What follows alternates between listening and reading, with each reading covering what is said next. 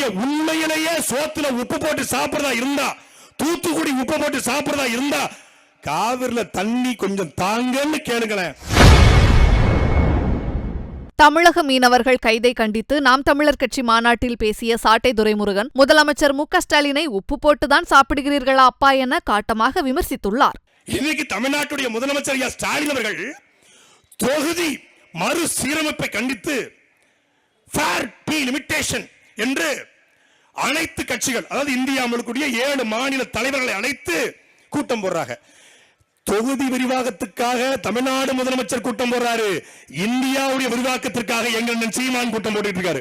இந்திய விரிவாக்கம் என்றால் கச்சத்தீவை மீட்டு இந்தியாவோட இணைக்கிற இந்திய விரிவாக்கத்திற்காக, இந்தியாவின் எல்லை விரிவாக்கத்துக்கான கூட்டம் இது. நீ பெரியாளா, நாங்க பெரியாளா? முல்லை பெரியார தண்ணி தெரியல, அது உங்க கண்ணுக்கு தெரியல. பக்கத்துல இருக்க பினராயி விஜயன் ஹெட்செட் போட்டு கொடுத்து நீங்க பேசுறத மலையாளத்துல டிரான்ஸ்லேட் பண்ணீங்களே, அப்படி மலையாளத்துல என்ன சேட்டா கேரளாண்ட தண்ணி கொஞ்சம் கொடுக்கலோ அப்படின்னு பேச வேண்டியதானே, கொஞ்சம் தண்ணி சரி வேணும்னு பேச வேண்டியதானே. அங்க டி.கே. சிவக்குமார் வந்திருக்காரு.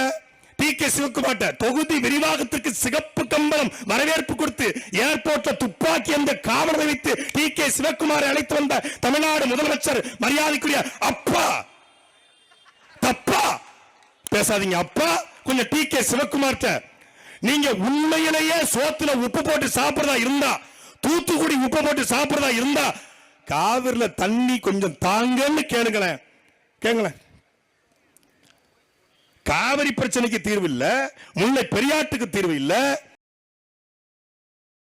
செய்திகளை உள்ளது உள்ளபடி தெரிந்து கொள்ள ரெஃப்ளெக்ட் நியூஸை சப்ஸ்கிரைப் பண்ணுங்க.